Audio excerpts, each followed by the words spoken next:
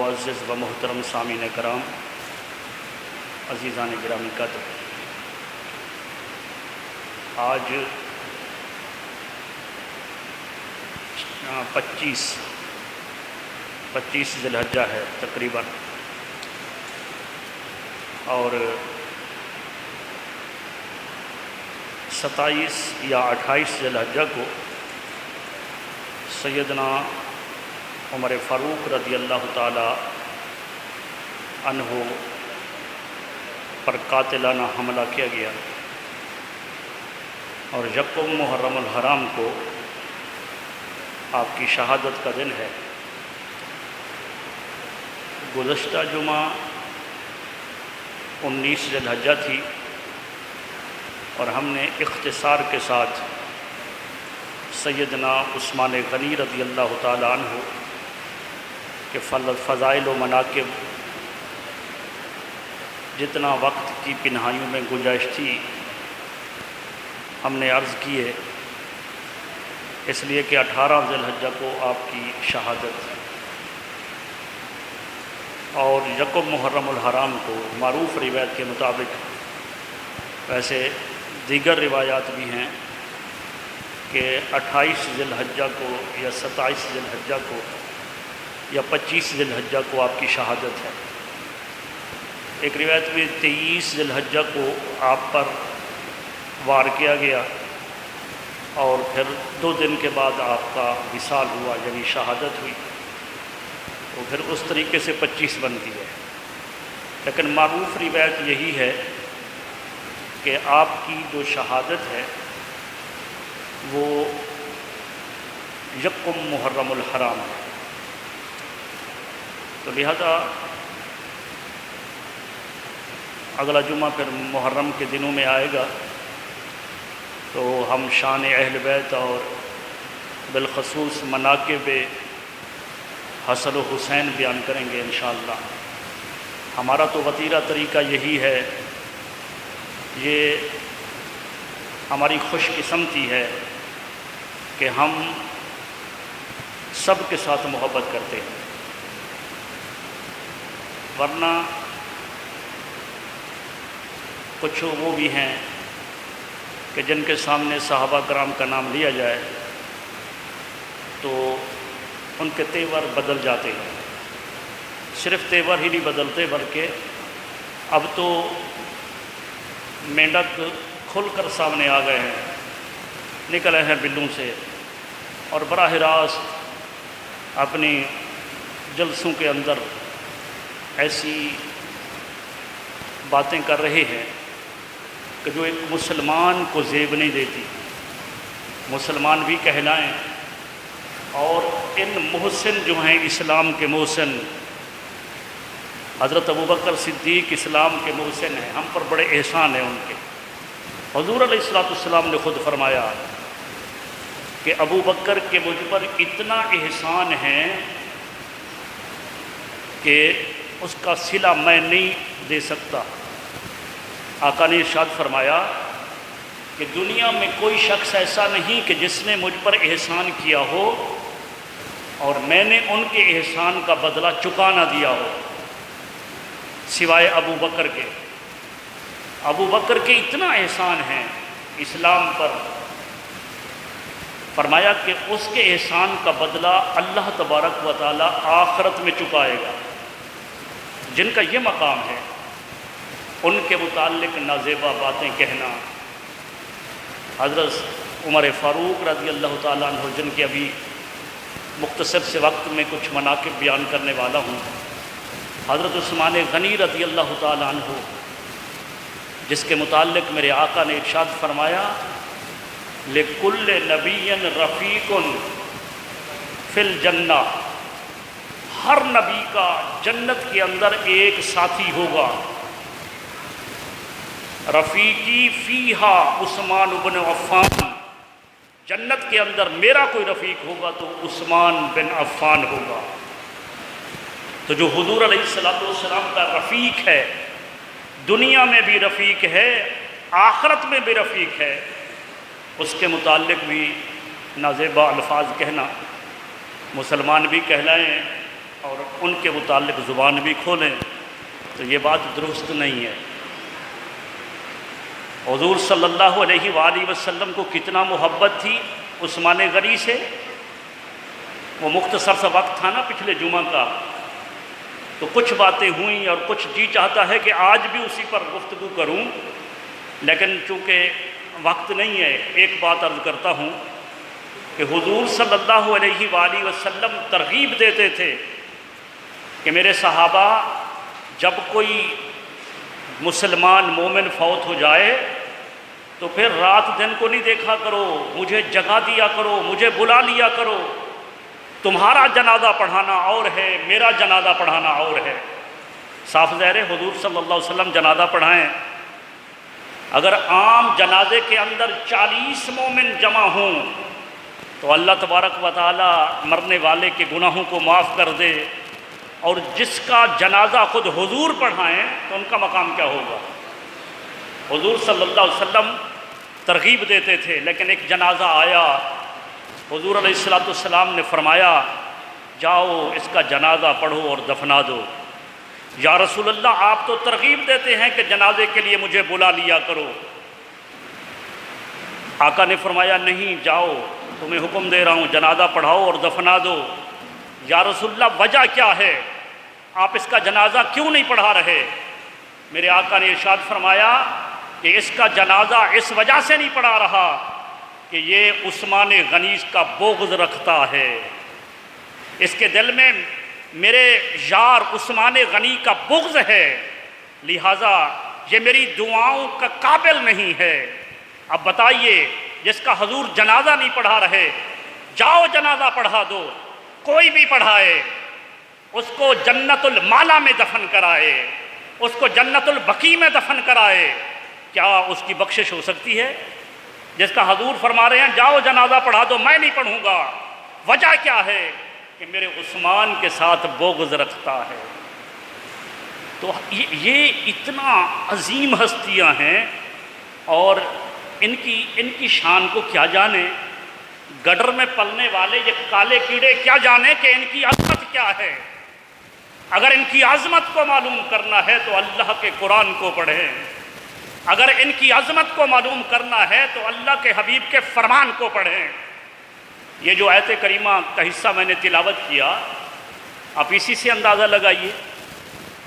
اللہ رب العزت نے ارشاد فرمایا یا ایھا النبی حسبک اللہ، اے نبی آپ کو اللہ کافی ہے، ومن اتبعک من المؤمنین، اور جو مومن آپ کی اتباع کر رہے ہیں نا یہ آپ کو کافی ہے۔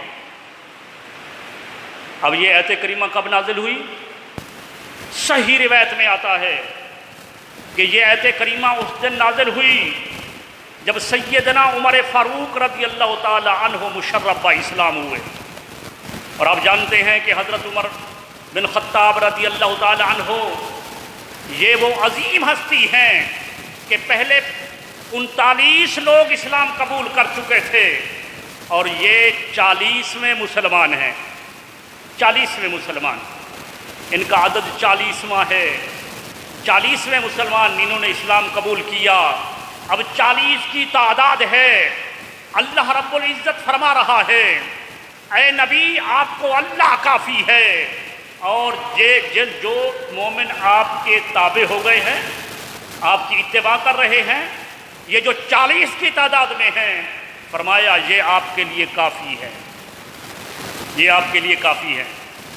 یہاں پر ایک عقیدے کی بات بھی ہے، آپ اکثر گاڑیوں میں دیکھتے ہیں نا میرے لیے اللہ ہی کافی ہے، میرے لیے اللہ ہی کافی ہے۔ صحیح ہے، اس طرح اتنا لکھ دینا، کہہ دینا، یہ بات درست ہے، لیکن کبھی کبھار سننے میں یہ بھی آتا ہے کہ بھائی یہ جو ایک گروپ ہے نا، یہ جو ایک مسلک ہے نا، وہ کہتے ہیں کہ مجھے اللہ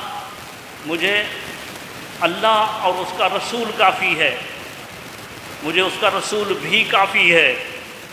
اب اس میں بھی والی جو بات آتی ہے نا یہ درست نہیں ہے۔ عقیدہ اندھیرے میں نہیں بنتا ہے، قرآن و حدیث سے بنتا ہے۔ اگر آئے نا، وہ ایک مولانا صاحب تقریر کر رہے تھے، وہ مثال دے رہے تھے کہ بھائی ہم ہیں ہی والے، اور یہ یعنی ہمارے متعلق کہا کہ یہ ہیں بھی والے، بھی کہ ہم کہتے ہیں اللہ ہی کافی ہے، تو یہ کہتے ہیں کہ محمد بھی کافی ہے، ٹھیک ہے نا۔ تو وہ پھر مثال دی کہ ایک عورت ہوتی ہے اپنے گھر والی، ٹھیک ہے نا، تو وہ ہوتی ہے ہی والی، اور ایک ہوتی ہے ایرا غیرہ سب کوئی مل سکتا ہے، تو وہ ہوتی ہے بھی والی۔ بھی گندی مثال، ایسے مثال دے رہا تھا۔ اب چھوڑ دیں اس مثال کو، لیکن قرآن کو سمجھیں۔ اللہ رب العزت تو نہیں فرما رہا کہ میں تمہیں سے کافی ہوں۔ یا ایھا النبی حسبک اللہ، اے نبی آپ کو اللہ کافی ہے۔ دوسرے الفاظ کیا ہیں؟ وَمَنِ اتَّبَعَكَ مِنَ الْمُؤْمِنِينَ، یہ جو مومن جو آپ کی اتباع کر رہے ہیں یہ آپ کو کافی ہیں، یہ آپ کو کافی ہیں۔ تو لہذا جو بھی حضور علیہ السلام کے انصار بن کر آئے، مددگار بن کر آئے، لیکن کس نے بھیجا؟ اللہ نے بھیجا نا، تو ان کی مدد اللہ ہی کی مدد ہے، ان کی مدد اللہ ہی کی مدد ہے۔ لیکن اللہ تبارک و تعالی نے فرمایا کہ اے نبی آپ کو اللہ کافی ہے، یہ مومن یہ کافی ہیں۔ تعداد کتنا تھی؟ 40۔ کب نازل ہوئی؟ جب حضرت عمر فاروق نے اسلام قبول کیا۔ حضرت عمر فاروق نے جب اسلام قبول کیا تو یہ آیت کریمہ نازل ہوئی۔ اب اللہ رب العزت ان نفوس قدسیہ وہ جو 40 کی تعداد میں ہیں ان کی یہ عظمت بتا رہا ہے کہ مدد کے اندر اپنے ساتھ ان کو شریک کر رہا ہے، کہ ان کی عظمت اتنا بنائی ہے، ان کی شان و شوکت اتنا بنائی ہے۔ لیکن ایک بندہ غلیظ باتیں کرتا ہے ان کے متعلق، بتاؤ وہ ایمان کے کس درجے پر کھڑا ہے؟ ایمان کے کس درجے پر کھڑا ہے؟ حضرت عمر فاروق رضی اللہ تعالی عنہ، آپ سے پوچھا گیا کہ آپ کو فاروق کا لقب کہاں سے ملا؟ فرمایا بارگاہ نبوت سے۔ فاروق اعظم، آپ کا لقب فاروق اعظم۔ اور یہاں بھی کچھ باتیں یہ ہے تو کہتے ہیں غوث العظم کہتے ہیں سب سے بڑا غوث تو اللہ ہے۔ تو بھائی فاروق اعظم سب سے بڑا کون ہے؟ اللہ ہے نا۔ اللہ سے زیادہ فاروق کون ہے؟ لیکن اللہ نے کہ درجے بنائے ہیں۔ صدیق اکبر، سب سے بڑا صدیق کون ہے؟ اللہ کی ذات۔ لیکن یہ اب ابو بکر صدیق کا درجہ بنایا ہے، صدیق اکبر۔ اسی طرح اللہ تبارک و تعالی نے جس کو جتنا صلاحیت عطا کی ہے، طاقت عطا کی ہے، یہ ان کے درجوں کے نام ہیں۔ سب سے بڑا صدیق تو اللہ ہے، لیکن ابو بکر صدیق رضی اللہ تعالی عنہ وہ اللہ تبارک و تعالی نے اسے بھی صدیق اکبر بنا دیا۔ حضرت عمر فاروق رضی اللہ تعالیٰ عنہ کو فاروق اعظم بنا دیا۔ تو آپ سے پوچھا گیا کہ یہ فاروق کا لقب آپ کو کب سے ملا؟ فرمایا کہ یہ فاروق کا لقب حضور علیہ السلام نے مجھے عطا کیا، آقا علیہ السلام نے عطا کیا۔ کب؟ جس وقت میں آپ کے جان لینے کے لیے آیا تھا۔ طویل واقعہ آپ نے سنا کئی دفعہ، مجھ سے بھی سنا ہوگا، پہلے کسی اور جگہ بھی معروف جانتے ہیں۔ جان لینے کے لیے آیا تھا۔ ابو جہل نے 100 سرخ اونٹ کا اعلان کیا تھا کہ جو بھی محمد صلی اللہ علیہ وسلم کو معاذ اللہ قتل کرے گا 100 سرخ اونٹ دوں گا۔ تو اس ارادے سے نکلا تھا، لیکن راستے میں حالت تبدیل ہو گئی تھی۔ مجھے کسی نے کہا کہ تمہارا بہن اور بہنوئی اسلام قبول کر چکے ہیں۔ میں نے جا کر ان کو زد و کوب کیا۔ پھر وہاں پر جب اپنی بہن کی حالت کو دیکھا، انہوں نے کہا بھائی یہ جو ایمان لائی ہو نا، یہ جان تو جا سکتی ہے لیکن یہ ایمان نہیں جا سکتا۔ اگر تم خطاب کے بیٹے ہو تو میں بھی خطاب کی بیٹی ہوں۔ آپ مار کر یہ ہڈیاں توڑ دیں، چمڑی ادھیڑ دیں، لیکن محمد عربی صلی اللہ علیہ وسلم پر لایا گیا ایمان یہ نہیں چھوڑا جا سکتا۔ پھر میرے دل کی حالت بدلی، پھر میں نے وہ قرآن سنا، پھر حالت بدلی، پھر میں حضور کی بارگاہ میں حاضر ہوا۔ تو جب حضور کی بارگاہ میں حاضر ہوا تو آپ کے دست اقدس پر میں نے اسلام قبول کیا، اور آتے ہی میں نے عرض کی یا رسول اللہ کیا ہم حق پر نہیں ہیں؟ کیا آپ اللہ کے رسول نہیں ہیں؟ آقا نے فرمایا کیوں نہیں، ہم حق پر ہیں، میں اللہ کا رسول ہوں، ہمارا اللہ وہی معبود ہے، باقی سب یہ باطل معبود انہوں نے بنا رکھے ہیں۔ اللہ وحدہ لا شریک ہے، وہ علی کل شیء قدیر ہے، وہ قادر مطلق ہے۔ تو میں نے عرض کی یا رسول اللہ پھر چھپ کر نماز کیوں پڑھتے ہیں؟ اگر ہم حق پر ہیں تو دار ارقم کے اندر ہم چھپ کر نماز کیوں پڑھتے ہیں؟ یا رسول اللہ آج ہم چھپ کر نہیں بلکہ علل اعلان نماز پڑھیں گے۔ میرے آقا نے اجازت دے دی۔ جب اجازت دی، نماز کا وقت قریب تھا، مومنین جو 40 کی تعداد میں تھے 19 کے پیچھے، 19 امیر حمزہ کے پیچھے ہوئے، 19 میرے پیچھے ہوئے۔ حضور نے ان دونوں کو آگے کیا اور 2 صفیں بنا کر یہ خانہ کعبہ کی طرف چلے۔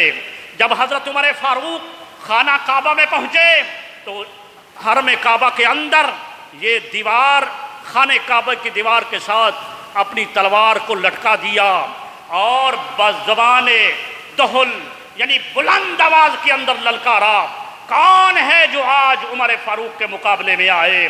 مکہ والوں سنو، آج عمر نے اسلام قبول کر لیا ہے۔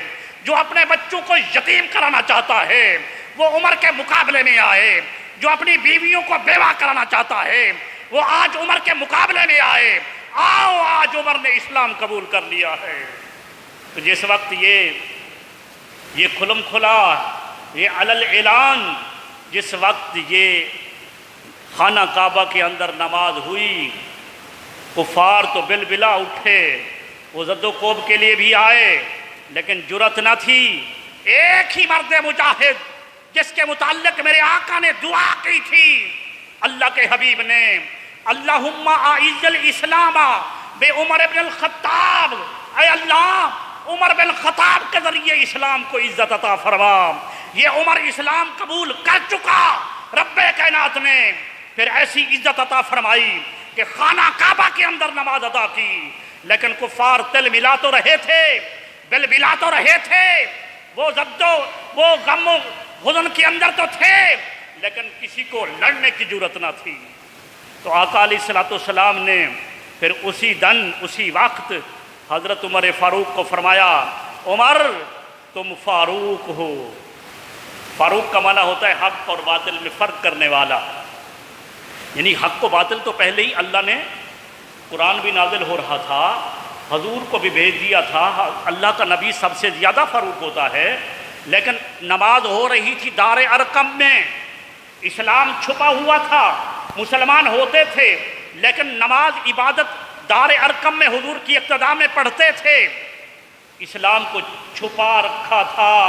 حضرت عمر فاروق رضی اللہ تعالیٰ عنہ جب اسلام قبول کیا تو آپ فاروق اس وجہ سے بنے کہ آپ کے آنے سے یہ اسلام برملا ظاہراً اس کا پرچار ہونے لگا۔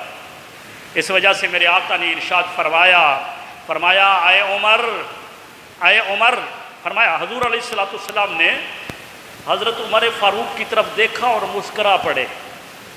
مسکرائے اور چہرے کو دیکھ کر مسکرائے۔ یہ 2 ہی صحابہ کے بارے میں نے پڑھا ہے کہ دیگر صحابہ میں یہ ہمت ہی نہیں تھی کہ حضور کی آنکھوں میں آنکھیں ڈال کر بات کر سکیں، آنکھیں ملا کر بات کر سکیں۔ یہ ابو بکر صدیق تھے، یہ عمر فاروق تھے جن سے حضور آنکھیں ملا کر بات کرتے تھے۔ حضور علیہ الصلوۃ والسلام نے ان کے چہرے کو دیکھا اور چہرے کو دیکھ کر فرمایا، مسکرانے کے بعد فرمایا، عمر پوچھتے نہیں ہو کہ میں کیوں مسکرا رہا ہوں؟ پوچھتے نہیں ہو کیوں مسکرا رہا ہوں؟ اللہ رب العزت نے وحی بھیجی ہے، اللہ رب العزت نے فرمایا ہے، جبرائیل وحی لے کر آئے ہیں کہ اے محمد صلی اللہ علیہ وآلہ وسلم، دین اسلام کے لیے آپ کے اس غلام حضرت عمر بن خطاب کو اللہ رب العزت نے اسلام کی چابی بنا دیا ہے، مفتاح الاسلام بنا دیا ہے، اسلام کی چابی بنا دیا ہے۔ تو جس کی عظمت اتنا اعلیٰ ہے، جتنا اس قدر بلند ہے کہ وہ حضور علیہ الصلوۃ والسلام ارشاد فرماتے ہیں، آقا علیہ الصلوۃ والسلام کا فرمان، ترمذی شریف کی صحیح روایت، حضور علیہ الصلوۃ والسلام نے فرمایا لو کان نبی بعدی۔ اب دیکھیں نا، اب ان لوگوں کے ان باتوں کو بھی سنیں جو ان نفوس قدسیہ پر کرتے ہیں، سال دو سال سے تو بلوں سے زیادہ ہی نکل آئے ہیں، اور پھر حضور کے فرمان کو بھی سنیں۔ اس سے بڑا مرتبہ کیا ہو سکتا ہے؟ میرے آقا نے ارشاد فرمایا لو کان نبی بعدی لکان عمر بن الخطاب، اگر میرے بعد کوئی نبی ہوتا تو عمر بن خطاب ہوتا۔ عمر بن چھوٹا درجہ ہے، یہ تو حضور صلی اللہ علیہ وسلم نے، حضور علیہ السلام نے یہ غیر مبہم طور پر واضح طور پر ارشاد فرما دیا لا نبی بعدی، میرے بعد نبوت کا دروازہ بند ہے۔ رب کائنات نے کلام اتار دیا ہے ما کان محمد ابا احد من رجالکم، محمد تم مردوں میں سے کسی کے باپ نہیں مگر اللہ کے رسول ہیں، وہ اللہ کے رسول ہیں۔ آپ پر نبوت و خاتم النبیین، آپ نبوت کے خاتم ہیں، نبوت آپ پر ختم ہے۔ میرے آقا نے فرما گئے یہ ہادی لا نبی بعدی، میرے بعد کوئی نبی نہیں آئے گا۔ لیکن عمر فاروق کی شان تو سنو، عمر فاروق کی شان یہ ہے، میرے آقا فرما رہے ہیں لو کان نبی بعدی، اگر میرے بعد کوئی نبی ہوتا لکان عمر بن الخطاب، تو وہ عمر بن خطاب ہوتا، عمر بن خطاب ہوتا۔ اگر میرے بعد نبوت کا دروازہ کھلا ہوتا، میرے بعد کسی نبی نے آنا ہوتا، نبوت کا باب بند ہو گیا، دروازہ بند ہو گیا، اگر آنا ہوتا تو وہ عمر بن خطاب ہوتے۔ اب یہ شان ہے ان کی، اور یار لوگ جو ہے نا اس کو خلیفہ ہی تسلیم نہیں کرتے۔ دلیل کیا دیتے ہیں کہ حضور علیہ السلام نے غدیر قوم کے موقع پر حضرت علی کا ہاتھ کھڑا کر کے فرمایا کہ کن تو مولا ہو فعلی مولا ہو، جس کا میں مولا ہوں تو فہذا علی مولا ہو، تو اس کا یہ علی بھی مولا ہے۔ اس کے پس منظر کو نہیں دیکھتے، اسی سے بس حضور نے فرما دیا، لہذا حضور کے بعد آپ کا جو خلافت ہے، آپ کے جو خلیفہ ہے، بلا فصل خلیفہ جو ہے وہ حضرت علی ہیں۔ حضرت علی کی شان، حضرت علی کی عظمت ہمارے سر آنکھوں پر، ہم اہل بیت اطہار کے غلام، صحابہ کرام کے غلام، لیکن وہی درجہ مانتے ہیں جو قرآن و حدیث سے ملا ہے، جو قرآن و حدیث نے دیا ہے۔ یہ اس کا پس منظر دیکھیں تو حضرت علی کسی جگہ پر مہم کے لیے آپ تشریف لے گئے تھے، اور وہاں پر کچھ منافقین نے اعتراض لگا دیا کہ فلاں فلاں چیز کے اندر علی نے خرد برد کیا ہے، مال غنیمت میں خرد برد کیا ہے۔ غدیر کے موقع پر، غدیر کے مقام پر جب حضور علیہ السلام کا اس کا علم ہوا کہ کچھ منافقوں نے بدباطن نے علی پر یہ بہتان لگایا ہے، تو حضرت علی رضی اللہ تعالیٰ ہاتھ پکڑ کر فرمایا کہ کن تو مولا ہوں، جس کا میں مولا ہوں فعلی مولا ہوں، تو اس کا علی بھی مولا ہے۔